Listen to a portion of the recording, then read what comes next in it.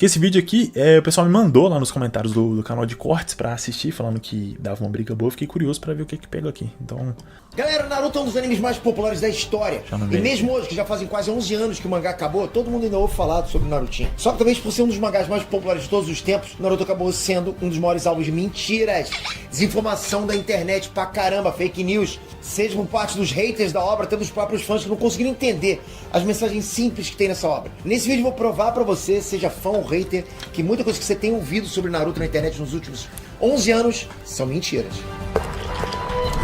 Parece que vai ser tipo um vídeo, aquele vídeo do Aizen, sobre as maiores polêmicas de Hunter x Hunter e tal, parece que vai ser nessa pegada, né? Inclusive eu já reagi a esse vídeo lá, tá bem legal, recomendo que vocês vejam. Vamos ver, porque Naruto, assim como qualquer obra que tem uma fanbase muito grande, que é muito popular, rola muito disso. O pessoal não entender, às vezes, trocar o significado das coisas, e aí complica muito. Tem muita gente que hateia pra caramba, né? Fez sucesso, tem hate, não tem como.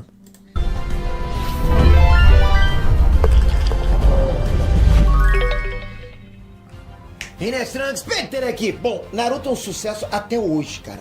Mesmo anime tendo a... Cara, Jojo, eu pretendo falar assim. Eu fiz um vídeo há muito tempo e pretendo trazer de volta nesse estilo novo, mas analisando obras assim. Eu tô com algumas obras anotadas ali pra trazer pra vocês, então Jojo eventualmente vai aparecer sim. Até porque eu preciso reassistir, aí eu trago.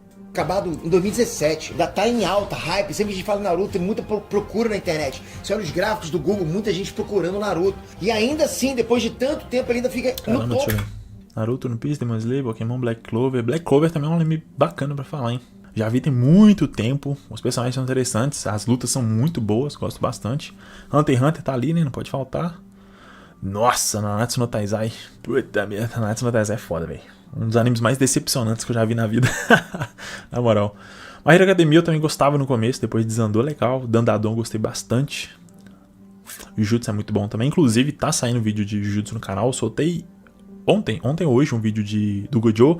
Vai sair do Sukuna em breve, depois da Nami. Vai ser massa. Popular dos animes mais assistidos em plataformas como Netflix. Só que ao mesmo tempo, que eu falei, Naruto é uma obra que recebe muito hate por coisas que não são nem verdade, cara. A maioria da galera assistiu Naruto na infância.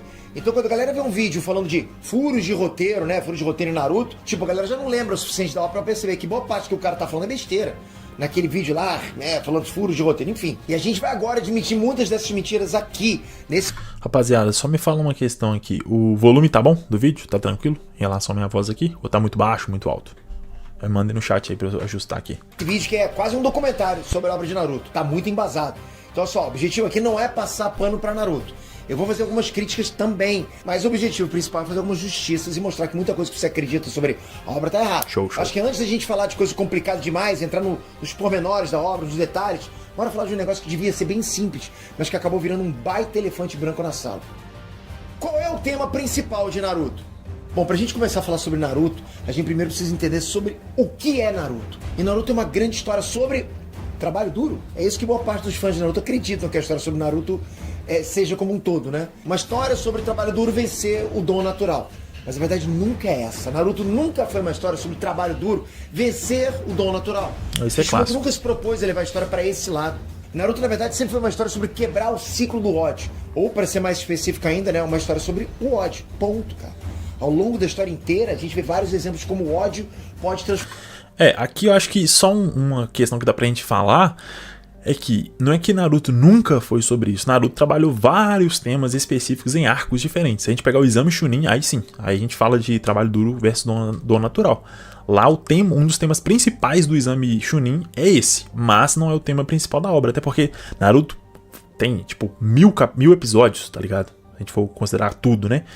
A franquia como um todo. Então não dá pra você trabalhar só um tema. Então aqui trabalha muita coisa. Nesse arco específico foi trabalho duro versus dom natural. E depois foi mudando. Falou de laços, falou de ódio, de questões sociais e por aí vai. Então assim, é uma obra bem grande que engloba muita coisa, né? Acho que não dá pra resumir só a um tema específico. Transformar os personagens como um sistema opressor pode... De Porto, eu nunca li Kingdom, tô devendo. É um mangá que eu tô pra ler, só que ele é grande demais. Então eu tô lendo os outros que são levemente menores, tipo Bleach, que eu terminei Tokyo Ghoul esses dias, vai ter vídeo em breve. Comecei Bleach E aí depois eu devo pensar se eu passo pra One Piece ou Kingdom, que são bem grandes, né? Bem grandes. Mas eu tô ligado que é muito bom, todo mundo me recomenda essa obra. É sobre como a vingança só gera mais e mais ódio. Ódio, ódio e ódio. Pode ver que é isso. É sobre isso que Naruto é e sempre foi, galera. A gente vê isso no primeiro arco, né? O Zabuza lá, em que os dois principais vilões são marcados pelo ódio. O Zabuza cresceu no governo tirano, né? O quarto Mizukage, que estava sendo controlado pelo Obito, transformou a Vila da Névoa em Vila da Névoa Sangrenta. Ele promovia banhos de sangue como prova de graduação na Academia Ninja, que tipo, era bizarro. O Zabuza foi um monstro que nasceu desse sistema que só provocava ódio e destruição. E o Haku não foi diferente, ok? Apesar de não ter se transformado em um monstro que nem o Zabuza, o Haku ainda teve a vida dele mudada por causa do ódio e do preconceito. Como onde ele morava existia um grande preconceito contra pessoas que tinham, né, uma Kekkei Genkai, o Haku viu o pai dele assassinando a própria mãe e tentando matar ele. Tudo por conta de preconceito, do ódio. O próprio protagonista vive esse tema na pele dele e a gente vê isso toda hora. Quase a obra inteira. Quem é que não aguenta mais ver aquele flashback do Naruto no balanço? Porra, não dá. Pois é, mas mesmo esse maldito balanço sendo aparecido tantas vezes, parece que tem gente que não entende que esse é o core de Naruto. Balanço, respeito? Não, cara, o ódio. A história de Naruto é toda sobre ele ser um menino cercado pelo desprezo, né? Pelo bullying, pelo ódio das outras pessoas. E dá pra ir até além. Dá pra falar que o tema de Naruto é muito sobre o quanto uma sociedade corrompida, uma sociedade podre, cria os vilões.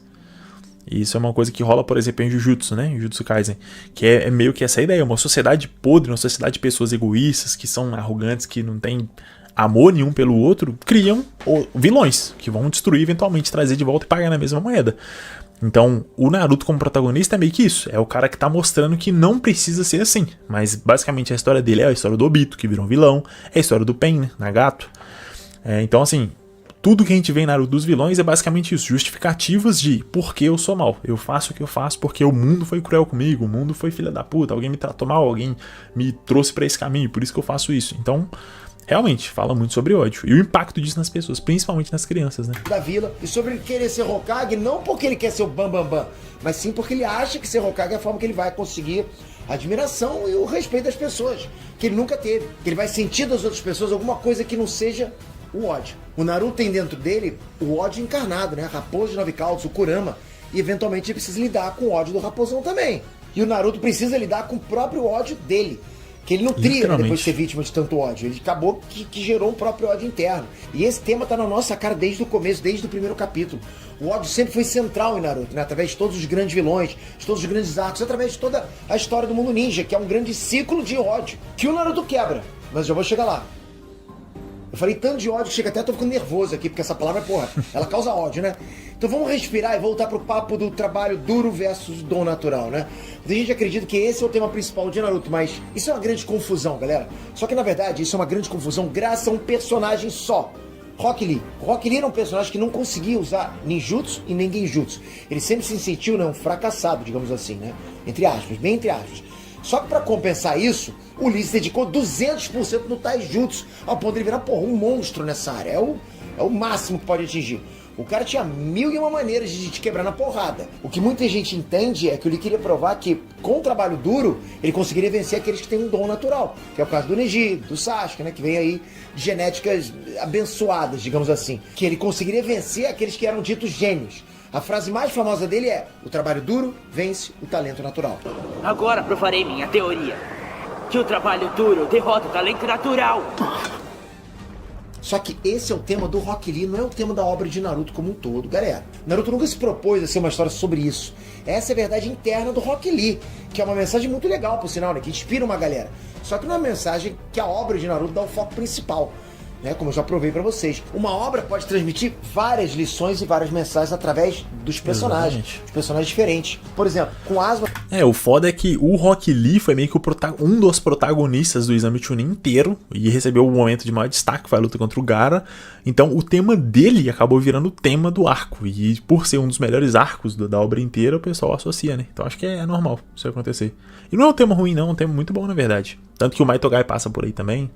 A gente aprende que proteger o povo é mais importante do que proteger os líderes. Com o Jiraiya a gente aprende a apostar nas próximas gerações. Com o Obito a gente aprende a não abandonar os amigos. E por aí vai, cada um passa uma mensagem. Dá pra tirar várias lições muito boas, né, com vários personagens de Naruto.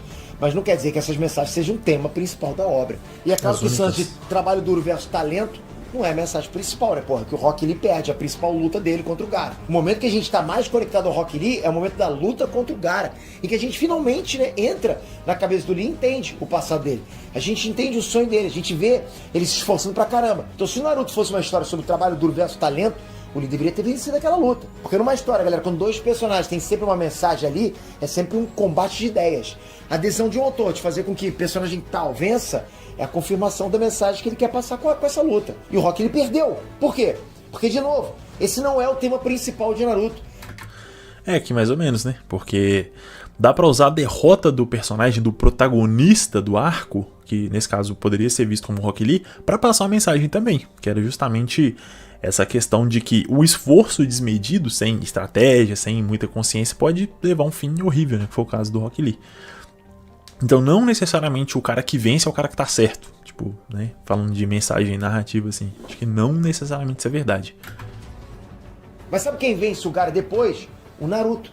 E por que o Naruto vence? Porque o Naruto entende o Gaara. Porque os dois passaram por coisas parecidas, os dois foram odiados. Os dois cresceram sozinhos, cara, tipo com monstros dentro deles. A luta do Naruto contra o Gaara não é decidida só pela força, mas pela empatia, né? Por ele conseguir tocar no coração do Gaara, do inimigo. Isso é maneiro demais. Ele tocou no coração do inimigo. Naruto vence o Gaara mostrando que existe um caminho fora do ódio. Olha o ódio de novo aqui, que é o tema principal. O trabalho duro versus talento é uma coisa tão isolada do Rock Lee que você nunca mais vê esse tema nos outros arcos. Em nenhuma outra luta. Nenhuma outra luta tem isso. Você pode até falar do Naruto versus Neji sobre isso também. Mas não é. Até porque o Neji, que era pra ser o tal gênio, o tal talento, na verdade era tão esforçado quanto o Naruto. Ele ralava pra aprender técnicas que ele nem devia ter acesso por ser da família secundária. Né? Tipo o Kaiten. Tipo as 64 palmas. Ah, Peito, mas o Neji não tinha genes que dava alguma vantagem pra ele? E o Naruto não sendo um Uzumaki, ainda um Jinchuri que usou o chakra da Biju na luta? Então no final das contas era o quê? Uma luta entre dois privilegiados ou de dois esforçados? Não importa. Porque não era esse o ponto da luta. E na verdade, galera, trabalho duro versus talento não é nem o tema principal do Rock Lee. Pois é, eu vou te provar. O Lee tem sim esse lance de provar que o esforço dele pode superar qualquer vantagem natural, né? Mas isso não é o ponto principal dele. Na verdade, o ponto principal dele sempre teve muito claro pra todo mundo ver. É só a gente olhar o flashback dele. Lá o Rock Lee diz com todas as letras, abre aspas, quero provar que mesmo uma pessoa que não consegue usar ninjutsu ou genjutsu ainda pode se tornar um ninja incrível. Esse é meu único objetivo. O Lee, por algum motivo, não consegue manipular chakra para usar ninjutsu ou taijutsu. Não confundam, ele tem chakra sim. Ele só não consegue executar ninjutsu e genjutsu. Por isso que ele quer provar para todo mundo, mas principalmente para ele mesmo, que ele ainda vai conseguir virar um ninja incrível só na base do taijutsu. Porrada. Provar que o esforço dele seria suficiente para derrotar todos os tipos de oponentes. Em Naruto, o esforço importa muito. Se o ninja não treina, ele, né, rapidamente fica enferrujado. Mesmo se a gente tá falando aqui de um gênio com dons naturais, né? Se ele não se esforça o suficiente, ele não vai conseguir ir longe. A gente vê isso quando o Sasuke leva um sacode do próprio Lee, porque apesar do Sharingan do Sasuke prever os movimentos, o corpo dele não consegue acompanhar a velocidade do Lee. A frase do Lee significa que o trabalho duro pode superar o talento quando o talento não trabalha duro. Mas, de novo, isso é uma mensagem secundária, galera. Não é o centro da história. Então, da próxima vez que você vir alguém falando que Naruto é sobre esforço e vencer o talento, você já sabe. Isso é só uma parte pequena da história. Uma lição dentro de um personagem, não o tema principal da obra. Geralmente, a galera que acredita nisso faz isso para fortalecer uma narrativa muito clara. Naruto é um destinado hipócrita? Eu já fiz um vídeo sobre isso, né? Mas esse tema é uma mentira que tá tão consolidada na cabeça da galera que esse papo sempre volta. Parece que a galera não entende mesmo o que tá acontecendo aqui. Por causa desse papo... Tá, mas falando do Rock Lee especificamente, eu não entendi qual era o ponto principal dele. O ponto do Peter aqui. Porque realmente o Rock Lee pode falar de outros temas, mas a mensagem dele, o fato dele querer se provar como indivíduo, falar assim, não, eu vou ser um ninja foda, mesmo sem usar genjutsu e ninjutsu, é basicamente falar que ele tá tentando reafirmar a sua própria identidade. Ele tá querendo falar que ele consegue ser alguém reconhecido, assim como o Naruto quer ser se tornando um Hokage, ele quer ser se tornando um ninja foda. Então, no fim das contas, ele quer provar que o esforço dele vai sim ser recompensado, mesmo que ele não tenha o talento, o famigerado talento. Então, no caso do Rock Lee, pra mim, continua sendo o tema principal dele, realmente. Por mais que dá pra falar que é identidade, só que aí fica muito vago, né? Porque aí, senão o Naruto também seria identidade. Então, sei lá. Da galera achar que Naruto é sobre trabalho duro versus talento, sempre tem uma galera que chama o Naruto de hipócrita porque ele já tem algumas vantagens. Já que se a história é sobre trabalho duro, é hipócrita da parte do Naruto ter alguns poderes de mão beijada. E a coisa pior... O foda é que é o seguinte... O Naruto, ele realmente tem muitas vantagens que no começo é meio beitado, que faz a gente meio de trouxa. Tipo assim, não, ele não tem vantagem, ele é um fudido, quando na verdade ele tem muita vantagem. Só que o que ameniza isso e faz ele não ser hipócrita é porque ele não sabe disso. Ele no começo ele não sabe que ele é filho do Minato, ele não sabe como usar o poder da Kurama. Então assim, todas as vantagens que ele tem no início, ele simplesmente não sabe como usar. Tudo que ele usa é na base do instinto. Então no começo, o esforço e o mérito é todo dele. Por mais que ele tenha muitas vantagens, tá ligado? Olha, quando as pessoas misturam isso com o discurso do Neji sobre destino, né? Dizendo que o Neji sempre teve certo no clássico. Aí fica uma coisa feia, né? Bora quebrar isso por partes, então, agora. O Neji, no clássico, era um pé no saco. Pô, pra caramba. O cara ficava batendo na tecla dizendo que as pessoas já nascem destinadas ao sucesso ou ao fracasso. E que elas nunca poderiam mudar esse destino. Que o fracassado sempre seria um fracassado, não importa o quanto ele tentasse. Isso rola por causa do passado do Neji. Ele cresceu na família secundária do clã Hyuga. E o objetivo dessa família era, basicamente, dar a vida para proteger os membros da família primária. A galera da família secundária recebia um selo amaldiçoado na testa, que servia como um dispositivo de controle, né? A família principal podia torturar o pessoal da família secundária por causa desse selo, né? Eles eram realmente como pássaros enjaulados. Só que a gota d'água pro Neji foi quando o pai dele foi morto para proteger a família principal. Quando rolou umas tretas diplomáticas entre a Vila da Folha e a Vila da Nuvem, eles fizeram um acordo para evitar uma guerra. Só que esse acordo pediu o cadáver do Heihachi Hyuga, o líder do clã Hyuga, um membro da família principal. E Konoha aceitou esse acordo. Só que foi o cadáver do pai do Neji, que era irmão gêmeo do Heihachi, que foi entregue para enganar a Vila da Nuvem. Aí o pai do Neji morreu cumprindo o destino dele de servir a família primária. Aí por isso, sempre que o Neji vê alguém tentando mudar o próprio destino, ele fica pé da vida.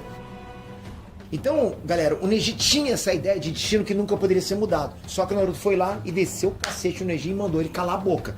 Porque ele tava chatão demais. Daí, como as lutas... Realmente, o Neji era chatão demais. Só que é foda, porque no fim das contas, meio que foi isso que aconteceu. Ele teve que sacrificar pra poder... Não teve, né? Foi uma escolha dele, mas ele se sentiu compelido a sacrificar pra poder salvar o Naruto, que era o menino da profecia, o filho do quarto Hokage, o portador da Kurama, a reencarnação. Então, assim, é meio foda falar que o Neji acreditava não se concretizou, porque meio que aconteceu. Por mais que ele tenha se sacrificado por escolha própria, no fim das contas o resultado foi o inferior foi sacrificado em prol do principal, né? Não é da mesma família, mas o cara predestinado, o menino da profecia. Então é meio foda falar também que essa visão do Neji estava errada, porque não estava errada, né? A sociedade Jujutsu, meu Deus, tô com Jutsu na cabeça. A sociedade dos ninjas, dos shinobis, é assim, é injusta e privilegia quem tá em cima e quem tá embaixo se fode. Então é mais um reflexo do mundo do que um erro de visão do Neji. Eu acho que o Neji enxergava do jeito certo. O foda é ele ficar usando isso como desculpa. Tipo, não, eu já sou fudido mesmo, não tem como, não tenho o que fazer. Aí é foda, aí é chatão. Entre personagens são disputas de ideias, a galera interpreta que o Naruto, ao vencer, tava falando: não existe destino coisa nenhuma. Então lá na frente a gente descobre que o Naruto é filho do quarto Hokage, a criança da profecia, reencarnação do filho do sábio do sexto caminho e tal, né? Aí olhando desse jeito, realmente parece que o Naruto é um baita de um hipócrita. Mas essa ótica tá totalmente errada, tá? Em nenhum momento durante a luta contra o Neji, o Naruto tenta provar que o destino não existe. Na verdade, o Naruto fala que o destino existe. Só que o ponto do Naruto era mostrar pro Neji que ele não precisava aceitar um destino que não agradava a ele. Você pode mudar o teu destino, você pode. Exatamente. O fracassado não vai ser sempre um fracassado se ele lutar pra mudar isso. E é desse jeito que o destino em Naruto sempre foi tratado. Ele existe, mas é algo que você pode mudar. Você não precisa se conformar com o seu destino. O Naruto, da mesma forma que o Neji, ele nasceu com uma maldição. Ele tinha a raposa de 9 caudas dentro dele, uma maldição que fez ele virar um pária dentro da própria vila. Geral não gostando dele, tendo ódio dele, né? Uma maldição que fez ele uma criança solitária. Quando o Neji, no meio da luta, pergunta pro Naruto: o que você sabe sobre destino, né? Sobre carregar uma maldição inescapável. O Naruto pode bater no peito e dizer: na verdade, eu entendo muito bem sobre isso. Então, galera, usando o chakra da raposa de 9 caudas, o Naruto consegue ter a chance de vencer a luta. Ele usou a maldição dele, a mesma maldição que tirou tudo dele, pra vencer. Você não precisa se conformar com as suas maldições. Você pode moldar o próprio destino. A mensagem tá clara. E como se não tivesse claro o bastante, o Kishimoto vai lá e esfrega a mensagem na cara das pessoas. Porque o que faz o Naruto vencer realmente é o jutsu do clone das sombras. Só que na academia, a técnica de clonagem era a pior técnica do Naruto. Ele reprovou 3 vezes na academia ninja por causa de um jutsu de clonagem. Só que ele mudou o próprio destino e fez essa técnica virar simplesmente a técnica principal dele. Se ele só aceitasse o destino como o Neji defendia... É foda essa parada por conta do seguinte: realmente, dá pra dizer que os dois estão certos, dois pontos de vista. Porque o Naruto ele pegou tudo que era visto como uma maldição, coisas que eram ruins, que fazia ele ser tratado como lixo, e transformou isso na maior força dele. Verdade, tudo isso é verdade. Mas é inegável que ele não conseguiria fazer esse monte de clone, suportar tanta coisa, se ele não tivesse o chakra da Kurama. Então, não dá pra falar que ele não tem privilégio, porque ele tem pra caralho. Tipo assim, ele tem a Kyuubi dentro dele, tá ligado? É uma quantidade de chakra absurda. Então, ele poder usar o clone das sombras várias vezes, fazer aquela quantidade de clones sem morrer, e a técnica era proibida por isso, porque ela sugava muito chakra. Então, se você fizesse demais, simplesmente morria por falta de energia. O Naruto tinha a possibilidade de fazer esses clones primeiro porque ele era um Uzumaki, que tinha uma reserva de chakra muito grande, e depois que, caso faltasse, ainda tinha o chakra da Kurama.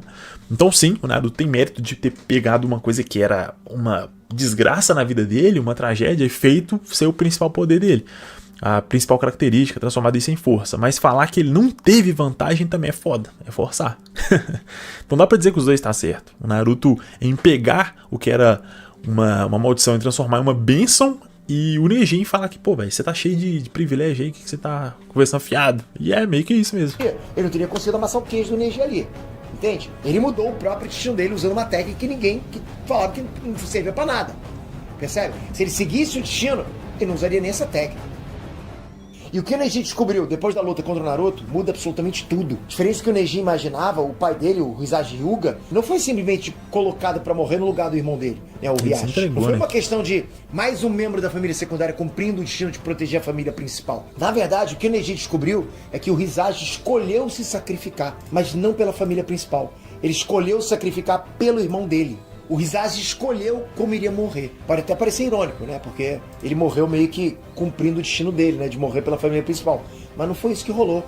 O Hisashi escolheu isso. Ele não foi simplesmente uma ferramenta do destino, sabe? Ele mesmo decidiu como iria morrer, protegendo o irmão dele. O Hisashi pôde se sentir livre do destino dele pela primeira vez antes de morrer. Com o Neji não foi diferente, né? Apesar de eu ter achado horrível todo o contexto como o Neji morreu, a morte dele só confirma como esse lance de destino funciona em Naruto. Porque todo mundo fala que o Neji ter morrido pra proteger a Hinata, só confirma o que ele falava lá no Exame Chunin, né? Quando a história deixa mais claro que a água que o Neji escolheu morrer. Da mesma forma que o pai dele, o Neji não morreu pra proteger a família principal.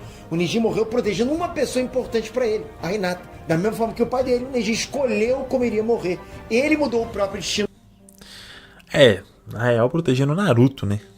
Porque ela tá protegendo o Naruto, então no fim das contas ela protegeu o Naruto. Cara, isso aqui é foda, é foda. É um tema complicado de Naruto, porque realmente, o Neji escolheu? Sim, o Neji escolheu. Só que ele cumpriu o destino que estava estabelecido pra ele? Sim, ele também cumpriu. Ele escolheu cumprir. Então, ele moldou o destino dele? Não. Ele teve a livre escolha de seguir o destino. Então, sei lá. Meio complicado, dá pra afirmar os dois. Eu acho que dá pra. As duas afirmações fazem sentido. Tanto que o Neji cumpriu o destino dele, que ele estava predestinado e não teve muito como ele mudar isso, por mais que ele tenha escolhido. Então. Ao cumprir ele. E é isso que o Naruto faz desde o início da obra. Agora, muita gente vai falar sobre o papo de reencarnação de Asura, né? Criança, profecia, escambau. Mas isso é efeito manado do caramba. Ou então as pessoas não entendem uma coisa que é jogada na nossa cara. Filho da puta. Sim, o Naruto é a reencarnação de Asura, né? O filho do sábio dos 6 caminhos. E sim, ele tinha um destino selado na alma dele, né? Enfrentar Indra e matar ele. E fazer esse ciclo de reencarnações continuar por toda a existência. O ciclo de ódio entre os dois irmãos era algo cíclico, né? Era realmente um ciclo. As reencarnações de Indra e Asura, durante séculos, cumpriram, né, seus destinos. Eles se mataram e deram seguimento para que essa batalha continuasse na próxima reencarnação. Madara e Hashirama são um exemplo desse ciclo. Apesar de tentarem se entender, as coisas acabaram dando errado entre eles e eles cumpriram o destino dos irmãos. De um jeito um pouco diferente, né? Porque o Madara sobreviveu no fim das contas, mas ainda assim cumpriram o ciclo de reencarnações. Só que aí que tá, galera. O Naruto quebrou o destino. O Naruto foi a primeira reencarnação do Asura que se recusou a repetir esse ciclo. Ele não quis matar o Sasuke. Mesmo com tudo que o Sasuke fez, com todas as tretas, traições, discursos de vilão, né? Tentativas de assassinato, o Naruto se recusou a desistir dele. Ele não quis vencer o Sasuke matando ele quis vencer salvando ele. O Naruto nunca cogitou matar o Sasuke, cara. Nunca. Nunca mesmo. E foi exatamente por isso que pela primeira vez em milhares de anos, o ciclo de ódio entre Indra e Asura foi quebrado. Porque o Sasuke reconheceu o esforço do Naruto durante todo esse tempo. E ele admitiu, eu perdi. Por causa do Naruto, ele viu que eles não precisavam seguir com aquele ciclo de ódio. Que eles podiam quebrar o destino e encerrar o ciclo de reencarnações. Por causa do Naruto, não vai ter mais Indra e Asura saindo na mão nas próximas gerações. Eles fecharam essa porta, acabou o ciclo, quebrou, mudando o próprio destino. E essa não foi nem a primeira vez que o Naruto mudou o destino. O Naruto era criança da profecia. Véi, o foda é que, assim, dá a sensação de que as coisas que o Peter tá refutando, que ele tá atacando, na verdade, são espantalhos do argumento original. Pelo menos o que eu tô entendendo aqui, né? Porque, basicamente, o argumento é: o Naruto era predestinado. Sim, isso é um fato. Ele era predestinado, a reencarnação, ele tinha um destino a cumprir, ele se recusou a perpetuar o ciclo de ódio, o ciclo de violência. Beleza, isso é tudo verdade também. Só que isso não muda o fato que isso dá pra ele vantagens de poder, vantagens de chakra, vantagens de protagonismo. Então, assim, são duas coisas que são verdade e andam em paralelo. Uma coisa não refuta a outra. Então, falar que ele fez o bem com a reencarnação dele, com o legado que ele carregava, não quer dizer que ele não tinha um legado, quer dizer que ele escolheu seguir um caminho bom com esse legado, mas não quer dizer que ele não recebeu vantagens por conta disso, né? Não necessariamente. A profecia do grande saber eremita, o Naruto, dizia que o Jiraiya iria ter um aluno que iria salvar ou destruir esse mundo. E aqui a gente já vê outro exemplo de como o destino em Naruto era tratado. Tinha essa profecia, mas ela era aberta e dependia totalmente das decisões das pessoas envolvidas, principalmente do Jiraiya, né? Foram os ensinamentos do Jiraiya, as escolhas do Naruto que fizeram eles construírem o próprio destino. Por causa que ele aprendeu com o Jiraiya, o Naruto perdoou o Nagato e isso desbloqueou uma terceira possibilidade dessa profecia. No final das contas, galera, tanto o Naruto quanto o Nagato eram as crianças da profecia. Isso não estava na profecia. O Naruto, o Jiraiya e o Nagato quebraram o próprio destino e foram por um caminho que eles mesmos construíram, né, que não estava previsto. Porque se você não se conforma com o seu destino, você pode se esforçar para mudar. O destino Naruto sempre foi tratado desse jeito, sabe? Mas eu não consigo entender porque as pessoas continuam chamando ele de hipócrita. As pessoas... Aqui eu acho que eu discordo totalmente do Peter, na moral. Porque acho que a questão é que se o destino é uma coisa real, se existe a predestinação dos personagens ou não. E a obra inteira dá a entender que sim, que existe. Porque a profecia diz, pro Jiraiya, né? Você vai ter um aluno que ou vai salvar ou destruir o mundo. E aí ele olhou pro Nagato e olhou pro Naruto, que eram crianças com muito potencial, que crianças sofridas que ele meio que adotou para tentar evitar esse destino. E aí quando ele viu que o Nagato se tornou essa criança com potencial para destruir o mundo, que foi pro caminho errado, ele entendeu. Talvez seja ele predestinado. E aí quando ele conheceu o Naruto tempos depois, ele falou, não, na verdade é o Naruto e ele vai salvar o mundo. O que o Naruto fez? Ele salvou o mundo. Então no fim das contas, por mais que a escolha influencia, é meio que aquela conversa de livre-arbítrio ou predestinação. Teoricamente são coisas que não dá pra existir juntos, que não dá pra existir juntas, mas nesse caso, de acordo com o que tá falando, existe sim, né? A predestinação existe, os personagens já foram definidos que eles iriam cumprir um papel X ou Y na história, e eles cumpriram esse papel durante toda a narrativa, o que não tira o mérito deles, porque eles tomaram essas escolhas. Mas basicamente você falou o seguinte: você só tem uma estrada pra seguir com seu carro. E aí você vai seguir ela, fazer todas as curvas bonitinhas. Você seguiu porque você quer ou porque você não tem opção? Os dois. Você escolheu descer ela, você tá descendo. Só que você não tinha outra opção também. Porque esse era o destino. Por mais que você visse as saídas, as marginais, você não pegou as outras estradas. Porque foi a sua escolha. Quando na verdade você só teve essa decisão porque era a única possível. É meio que essa a ideia da predestinação. E aqui acho que se aplica totalmente. O Naruto fez o que fez por mérito próprio, mas ele também estava predestinado a isso. A profecia não existiria. As pessoas falam que Naruto sempre teve destinado ao sucesso porque ele tinha um monte de vantagens e tudo mais, né? Mas galera, não é bem assim. Óbvio, não vou dizer que o Naruto não tem nenhuma vantagem. A primeira grande vantagem é que ele é o fucking protagonista, né? E também tem o fato dele ser um Uzumaki, roteiro que realmente no tem mais jutsu, chakra e vitalidade pra ele. Mas, fora isso... ele é filho do quarto Hokage. Jovem Mancebo e Mancebo, eu te dou todo o tempo do mundo pra elaborar aí nos comentários. No que ele ser filho do Minato ajudou o Naruto? No que? O que ser filho do Hokage trouxe de benefícios pra ele? Pode comentar aí. Que assim, fora ter puxado o cabelo loiro e olho azul, ele não herdou nada do Minato. Zero. O Minato não tem Kekkei Genkai, não tem clã forte, não teve tempo de ensinar nada pro Naruto. Ele não ficou nem com a fama de ser filho do quarto Hokage. Não herdou nem o sobrenome do Minato, nada. Fora que isso é outro assunto que já foi dito várias vezes, né, no anime. Não é porque seus pais foram picas da galáxia lá, que você também vai ser. O Hagoromo fala com todas as letras. Não importa o quão excepcionais sejam os dois pais, não há garantia de que alguém vai herdar completamente as habilidades de ambos. Sua familiar, assim como... Deixa eu terminar a frase, mas isso aqui é caso, foda, velho. De... Mas é que tá, tipo assim, falar que não é garantia não quer dizer que não acontece. É a mesma coisa de a biologia nossa aqui no mundo real. Não é porque os dois pais têm o olho de uma cor específica que o filho vai nascer com aquela cor. Não é garantia, realmente. Só que a probabilidade é muito grande, é genética. Então o fato do Minato ser foda não é garantia que o Naruto vai ser foda, mas aumenta muito a probabilidade. questão genética. De Asura, beleza. E o que isso deu pra ele? Fora um destino de bosta de ter que sair na mão com o irmão espiritual dele. Porque assim, Naruto e Sasuke não nasceram sendo reencarnações de Asura e Indra. Por causa das escolhas deles, eles foram escolhidos por Indra e Asura e herdaram o destino deles. Ser reencarnação do Indra nunca deu poder nenhum pro Naruto. No máximo, só deu a possibilidade dele trocar uma ideia com o Hagoromo. Mas fora isso, nada, zip. O próprio Hagoromo fala que o Asura era bucha. E que ele encontrou força juntando com as outras pessoas. O Jap, eu acho que dá pra mandar PDF sim, mas não tenho certeza. Poder fazer o teste lá, Naruto, porque nem pro eu Sasuke. nunca mandei não. Ah, ele tinha Kurama. Beleza, realmente. Ter uma bomba atômica de poder ilimitado dentro dele realmente dava uma vantagem. Mas bora lembrar que antes de uma arma casca grossa, o Kurama era uma maldição pro Naruto. Lembra sempre disso primeiro, ok? Eu vou ter que lembrar do flashback, balanço de novo pra vocês. O Naruto foi prejudicado por muito tempo por causa do Kurama. Ele machucava pessoas importantes pra ele, né? Pô, o Raposão queria matar o próprio Naruto, tomar o corpo dele.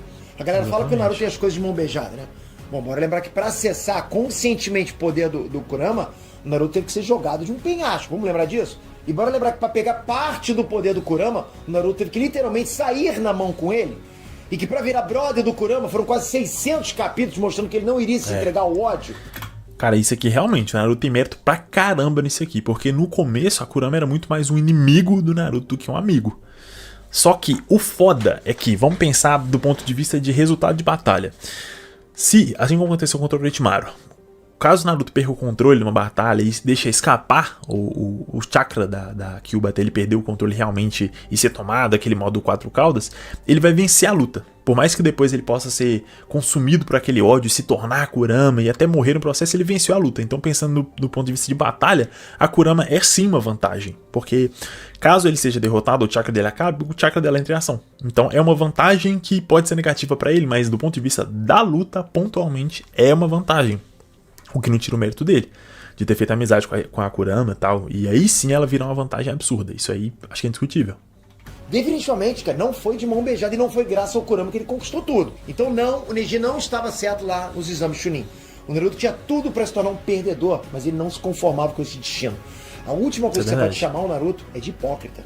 Porque ele sustentou esse discurso dele do começo ao fim do anime. O destino pode ser mudado. É o que ele sustentou. E o que o Naruto mais fez foi isso, foi mudar o destino. Dele e de todo mundo ao redor dele. Não é difícil entender. Bom, vamos continuar refutando as ideias erradas que as pessoas têm sobre o Naruto? Kishimoto não desenvolve os personagens secundários. Calma, aqui agora a gente tá no terreno mais complicado.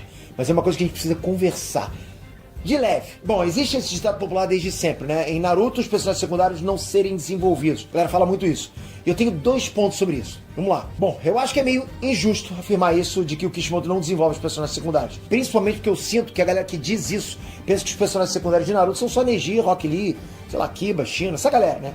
Quando na real, Naruto tem uma porrada de personagens secundários e você ama a maioria deles. Sabe quem também é personagem secundário? O Gaara. O Gaara é o personagem secundário que teve um dos melhores desenvolvimentos do anime, que teve foco na história inteira praticamente. A gente sabe que ele começou como um psicopata maluco lá, queria sangue, morte, sangue, enfim. A infância dele era parecida com a do Naruto, só que pior. Ele viveu com o desprezo do pai dele, ele acreditava que a mãe dele odiava ele. Ele não teve amor, sabe? E ele tava totalmente sozinho. Ele tinha o lema de eu vivo apenas pra mim mesmo e só amo a mim mesmo. Mas depois de uns bons papos, de umas boas porradas do pastor Naruto, ele mudou. Ele entendeu que não precisava lutar e viver só por si mesmo. Então aquele psicopata maluco do Gaara virou Kazekage.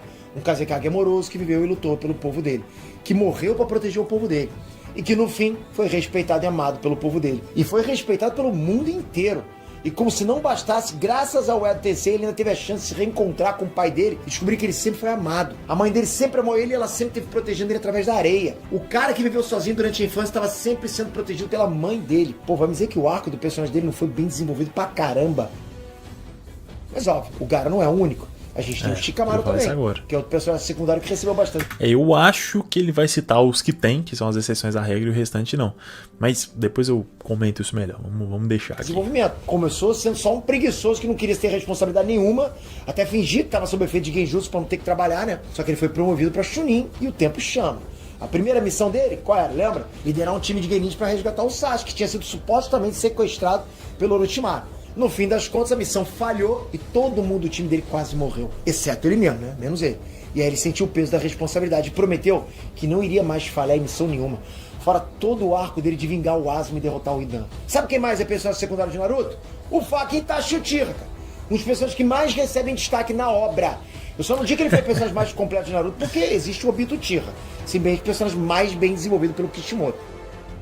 Mas, na boa, cara, a lista de personagens secundários bem desenvolvidos não para. A gente tem o Killer Bee, Nagato, Kakashi, Madara, Hashirama, porra, tem vários outros. Kishimoto desenvolveu muitos personagens secundários. É muito errado falar isso. A verdade é que normalmente esse papo de que o Kishimoto não desenvolve os personagens vem principalmente por causa de dois personagens que a gente já falou bastante aqui, Neji e Rock Lee.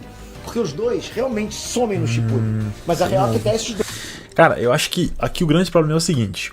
O Kishimoto realmente desenvolveu alguns personagens secundários e fez isso muito bem. Só que isso a gente tá falando quase que exclusivamente do clássico. Quando a gente chega no Shippuden, principalmente, todos os secundários ali são quase esquecidos, são deixados de lado. A gente não tem muita coisa sobre eles, ou o desenvolvimento que foi feito simplesmente vai pro lixo. Pega, por exemplo, a Hinata, você vê que ela não recebe nada depois. A Sakura é um péssimo desenvolvimento, aí falando das femininas fica pior ainda, né, quando a gente foca nas femininas. O Neji foi completamente esquecido, o Rock Lee também. Então se a gente pegar Naruto clássico, realmente, aí o Kishimoto conseguiu desenvolver bastante personagem, foi bem legal.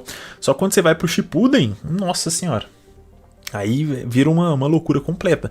Então se a gente parar pra pensar e separar nessas duas formas, acho que não dá pra falar que ele desenvolve todos os personagens. E é aquilo, Naruto tá cheio de personagens secundários, personagens que aparece, cumpre a sua função e vai embora. E não dá pra desenvolver todos eles, nenhuma obra faz isso. Só que a quantidade de potencial desperdiçado realmente é bem grande. Tem muito personagem que é apresentado, recebe o interesse do público, mas não tem nenhum destaque mínimo pra poder justificar o interesse do público, ou pelo menos entregar alguma coisa em troca. Eu já fiz um vídeo, se eu não me engano, foi no do próprio Naruto, falando que se ele é um protagonista subestimado ou não, se ele é um protagonista bom bastante para a obra, e meio que lá eu fiz a conta, agora não vou lembrar exatamente, mas eu sei que a quantidade de fillers que o Naruto tem, principalmente Shippuden, daria para dar um arco de desenvolvimento para os principais personagens secundários da obra, para receber um desenvolvimento parecido com o que o do Shikamaru recebeu, porque eu fiz a conta lá, o Shikamaru, e aqui números aleatórios porque eu não lembro agora, o Shikamaru precisou de 10 capítulos para ser desenvolvido. Se a gente pegasse 10 capítulos, colocasse para os 10 principais personagens, a gente teria a quantidade exata de fillers que existe no anime, ou seja, você tira os fillers e coloca desenvolvimento de personagens secundários, já ia melhorar 200% esse resultado aqui. Então acho que essa é a grande questão. Dois tiveram os arcos deles fechados no clássico mesmo. O Neji teve o arco dele concluído quando ele descobriu a verdade. O Anderson mandou aqui: tava descendo a timeline do YouTube e agora me deparei com um vídeo do Caio Caralho, olha aí. Esse eu não tô ligado não, mano. Acabando aqui eu vou dar uma olhadinha. O pai dele, né? Quando ele finalmente perdoa, a família principal entende que o pai dele escolheu o próprio destino. Quando ele finalmente entendeu que ele era livre. O caso do Rock Lee é um pouquinho mais complicado. Só que também dá pra dizer que o arco dele foi fechado, total. O objetivo dele era provar que um cara podia ser casca-grossa mesmo sem saber ninjutsu ou genjutsu. E na luta dele contra o Gaara, ele provou isso. Mesmo sem vencer o Gaara, o Rock Lee foi a primeira pessoa a encostar nele. Cara, isso é surreal, isso é muito maneiro. Sabe, o Rock Lee foi o primeiro a encaixar um porradão bem dado. O Lee deixou todo mundo em choque com o poder absurdo dele. Só na base, ó, do taijutsu. Agora, isso é o suficiente? Não, de jeito nenhum. Acharam que ia ficar passando pano pro Kishimoto, né? Não vou passar pano, não. Eu realmente acho que não dá pra dizer que o Kishimoto não desenvolve os personagens, né? Porque a gente tem vários personagens secundários que recebem muito destaque, receberam muito destaque. Eu acho que a galera vacila nesse ponto, exagera, né? Dizendo que ele não faz isso. Sendo que ele faz, e quando faz muito bem.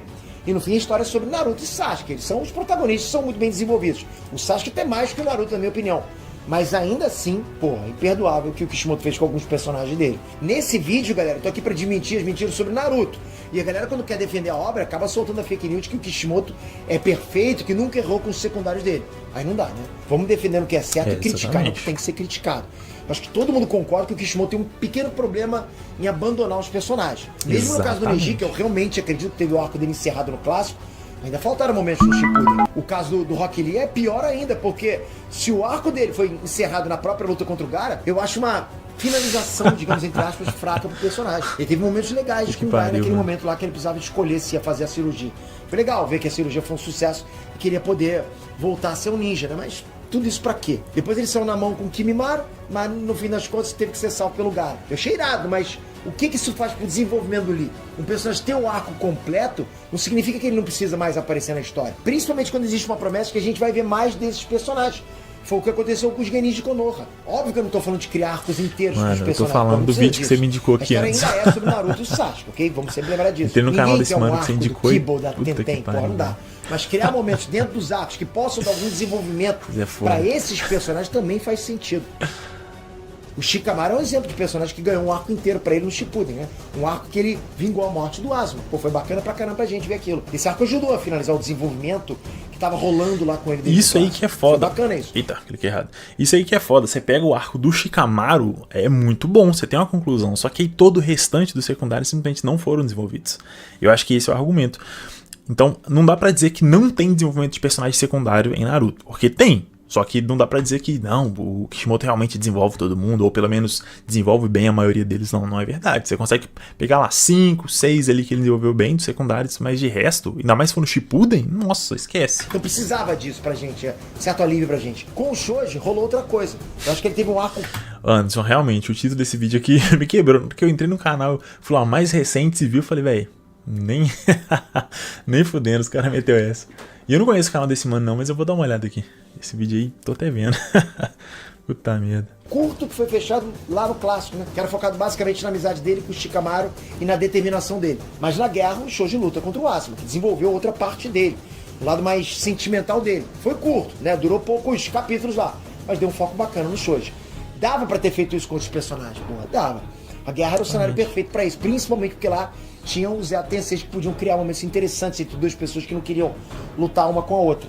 Sabe? Como foi o caso do Shoji contra o Asuma. Na guerra o pai do Neji foi revivido, mas eles nem se topam, cara. Eles não se cruzam mais, né? Exatamente. Parece que nem passou pela cabeça do Kishimoto dar um momento pro Neji. Vacilo isso. E aí o Neji vai lá e morre do nada. Eu não me importaria da morte do Neji ter sido exatamente do jeito que foi. Não, exatamente. Agora eu achei que o Peter foi certeiro em levantar esses pontos aí, porque dá pra dizer que tem personagem secundário desenvolvido na Naruto? Dá pra caralho. Só que não dá pra ignorar esses problemas. A morte do Neji foi ridícula. Ele foi ignorado completamente no Shippuden. O Rock Lee não serviu pra praticamente nada. A Sakura não teve desenvolvimento depois. Assim, a Hinata foi jogada... Nossa... É muita coisa que você olha o potencial e fala, pô, velho, sério, esse era o melhor que dá pra fazer? Então é meio foda falar que Naruto é bem desenvolvido em relação aos personagens secundários, porque realmente não é. Pois se ele tivesse ganhado algum destaque antes de pular pra morte, só isso. O foda, como sempre, é o extremismo, né? Não dá pra falar que não tem, nem que sempre tem, ou que tem na maioria das vezes. Falta, mas não é nada que não tem nenhum desenvolvimento. O extremismo nunca dá certo. O Lee foi ainda pior, que nem momento legal de sacrifício ele teve. O Lee nem existe no Shippuden. Não, o que é muito frustrante, principalmente depois da gente ver ele topando passar por uma cirurgia que podia matar ele. Tudo pra que ele pudesse continuar sendo um ninja. Eu acho que o Kishimoto, galera, ele criou personagens legais demais e descartou alguns deles conforme a história avançou. E dava sim pra ter feito melhor, sabe? Bom, vamos pra próxima mentira? Naruto deveria ter acabado no arco do Pain. Ó, eu sei que isso não é bem uma mentira, digamos assim, né? Que é mais uma opinião da galera. Mas essa é uma opinião que eu sempre fico meio doido quando eu ouço alguém falar. É que na real, galera, isso é mais efeito manado do que uma opinião individual de verdade, sabe? De cada um. Porque simplesmente não faz sentido. Tipo assim, de verdade, eu respeito sua opinião sempre que eu respeitar. Mas saiba que ela não faz sentido. O arco do Pain foi bom? Sua opinião não faz sentido, foi maravilhoso. Foda-se. Sem dúvidas, um dos melhores arcos de Naruto. E não tem quem negue isso. Um dos melhores arcos de todos os tempos, de todos os animes. Mas ele não tem como ser o final de Naruto, galera. Se bem não tem como. Sim, isso encerra uma questão importante pro Naruto. Ele finalmente foi reconhecido. As pessoas agora respeitam ele. A vila inteira idolatra o Naruto. Por isso a cena dele sendo erguido lá pelo povo é tão linda. Fez Marmanjo chorar, ok? Eu chorei. Foi brava essa cena. O Naruto era reconhecido pelo povo e por isso era só esperar um tempinho que ele poderia virar o próximo Hokage. Só que nada disso importa de verdade pro Naruto. Por quê? A gente já tem a resposta logo no começo do Shippuden. Alguém que não consegue nem salvar um amigo não merece tornar um Hokage. Simplesmente não existe possibilidade de Naruto acabar sem resolver. Talvez, é exatamente isso que o Peter tá falando. Talvez se ele tivesse resgatado o Sasuke já nessa parte do arco do Pain, aí poderia até fazer sentido. Eu acho que o grande problema de todo mundo não aguentar Shippuden e falar que é ruim. E aqui, eu sou fã pra caralho de Naruto, gosto muito do Shippuden, porque eu tive uma boa memória, uma boa lembrança, uma boa experiência com o anime, tanto o clássico quanto o Shippuden. Só que analisando friamente, no modo analítico, realmente o Shippuden é muito inferior. Tem muito problema, muito buraco, é muito personagem desperdiçado. Então acho que isso que faz a galera ficar meio que de cara virada pro anime, falando, deveria ter parado ali e tal. Depois a guerra foi muito complicada, hiato, você tem um monte de filler, uma demora do caramba pra lançar os capítulos, então ficou complicado pro anime. Acho que é por isso que a rapaziada pensa isso. E aí, como o arco do Pain foi sim muito bom e muito marcante, com momentos com o Naruto farmando a hora pra caramba, o pessoal curtiu e faz sentido pensar assim. Só que, realmente, sem fechar a questão do Sasuke enquanto amigo do Naruto, não teria como fechar o arco do Naruto em si. E aí não tem como acabar a obra aí. Realmente não faz sentido essa opinião, por mais bizarro que isso pareça. Ver o conflito do Naruto e do Sasuke, cara, isso é lógico, a lore do anime, da obra. Isso tá desde o começo da obra, galera, é uma coisa básica. Fora que isso seria jogar fora 1 milhão de histórias que a obra já tinha dado início. O mistério de que era o Madara, o mistério de que era o Tobi, a mitologia do sábio dos 6 caminhos, todo o background do Sasuke com o Itachi. Exatamente. Cara, 1 milhão de outras coisas. Galera, vocês querem mesmo jogar tudo isso fora e dizer que tinha que ter acabado no Pain? Sério. Sendo que o arco que vem logo em seguida é o arco da reunião dos 5 Kages, que é uma pedrada absurda, porra, bom pra caraca. Simplesmente a gente vendo mais de outras vilas. A gente vê o Sasuke com uma aura do caramba, a gente vê o Sasuke tomando, porra, pavoro dos Kages. A gente vê a declaração de guerra. Pô, quem não ficou hypado tá maluco. Assim, de verdade, mesmo que você não tenha curtido a guerra, tá tudo certo, tem que admitir que toda essa preparação, porra, foi boa pra caraca. Foi, galera? E aqui eu acho que é muito mais um modo de se expressar, tipo, a galera revoltada com aquele resultado, falar assim, pô, velho, o anime caiu demais, então deveria ter acabado quando tava bom. Quando tava bom, arco do Pain. Então acho que é muito mais um modo de falar. Não sei se alguém realmente pensa que faria sentido acabar ali. Eu acho que é muito mais um jeito de expressar a frustração do que realmente defender um ponto, um argumento real. Pelo menos eu vejo assim. Sobre a guerra em si, eu acho que é uma saga que tem muitos problemas. Deixa eu responder o Ristelco aqui. Daniel, você pretende fazer vídeo da Luca? Cara, pensei nisso, só que seria bastante teoria, porque a gente não tem muita informação sobre ela. Talvez eu faça, eu tô devendo de alguns personagens, tipo a Luca, Razor, alguns outros, mas vai depender muito do que sai do mangá, do que acontece, de informações novas que o Togashi solta de alguma forma, porque eu normalmente não gosto muito de fazer vídeo de teoria. Só de teoria, pelo menos, né?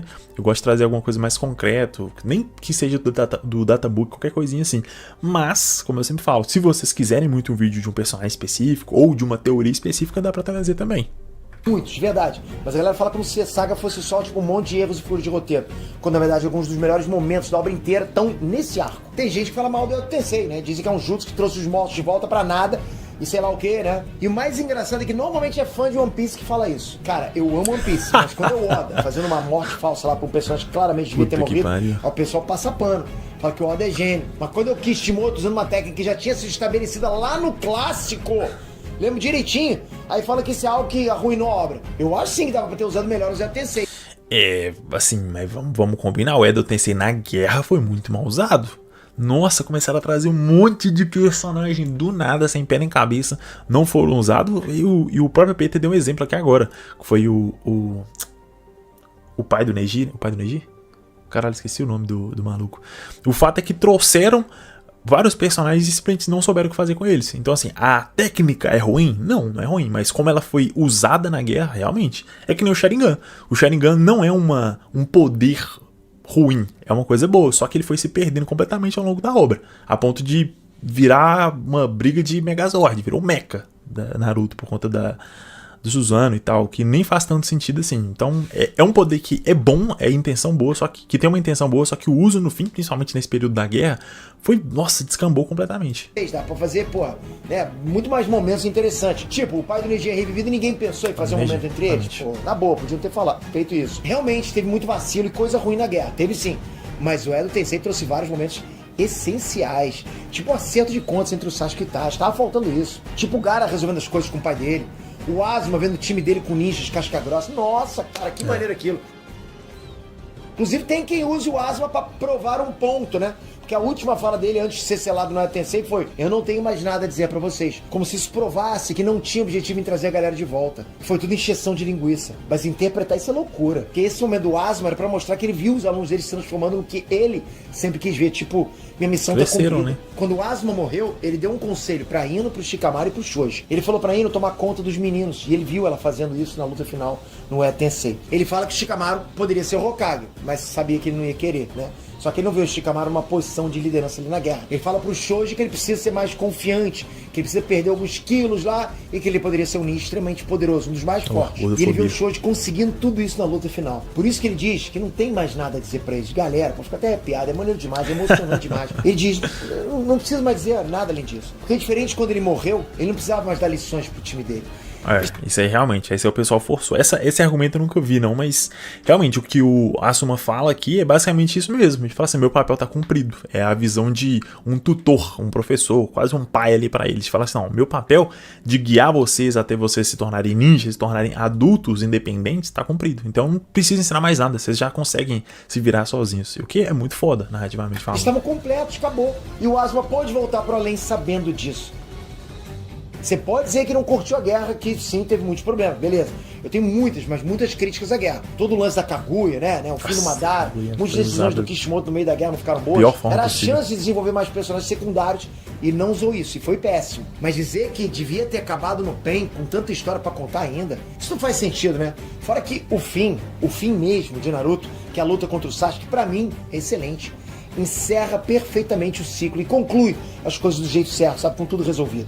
E não com um monte de pontas soltas, que seria o que rolaria se tivesse acabado no arco do PEN. Sim. E a luta é boa em si. Furos de roteiro. Trocação sincera. Galera, tem um fenômeno muito interessante que rola assim com o otaku médio de Twitter. Boa parte deles quer se sentir mega intelectual e para isso ele se sente na obrigação de procurar e ficar lá apontando furos de roteiro na obra que ele assiste. Uma coisa meio que, porra, olha só como eu sou intelectual, consigo achar furos de roteiro.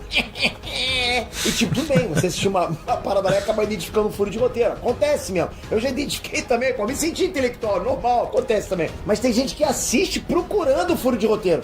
O que você tá vendo aí? Só furo de roteiro, só quero isso, entende? Então imagina como é que é a experiência dessa pessoa, percebe? É diferente. Ela não tá aproveitando a obra, ela tá caçando o problema, procurando pelo em ovo, vai achar. E o mais engraçado é que muitas dessas pessoas nem sabem o que é um furo de roteiro. Eles acham, tipo, que um plano burro de um personagem, uma ponta solta, ou até uma falha na interpretação delas mesmas, são furos de roteiro. Tudo pra elas é furo. Tá lá! Isso é furo de roteiro, o personagem tava indo pra cá, agora voltou. Porra, e tipo, um furo de roteiro de verdade é quando uma obra quebra a própria lógica interna. Ou seja, é quando algo acontece na história que vai contra regras, informações ou acontecimentos já estabelecidos dentro da própria narrativa, entende? Já tava lá seguindo um caminho e de repente aquela lógica daquela narrativa foi quebrada. Não é um vilão ser burro, galera. Isso não é furo de roteiro. Não é a luta terminar de um jeito que você não gostou. Também não é furo de roteiro. E nem o autor não explicar tudo com uma plaquinha piscando. Porra, um furo de roteiro real é tipo o universo dizendo pra gente: esquece tudo que eu mostrei antes, nem agora vale o contrário e finge que é normal. Dito isso, metade das coisas que você... basicamente o universo estabelecer as regras daquele contexto todo, daquele mundo em si, e falar, não, essa aqui é a regra que todo mundo tem que seguir, é assim que funciona, de repente, pum, mudou aquilo, quebrou a regra sem ter uma justificativa dentro da história pra fazer sentido. Perdeu o sentido, né? Aí sim, não uma decisão que não é tão boa. Tipo, por exemplo, em Death Note, quando o Light começa a tomar decisões idiotas sem uma justificativa.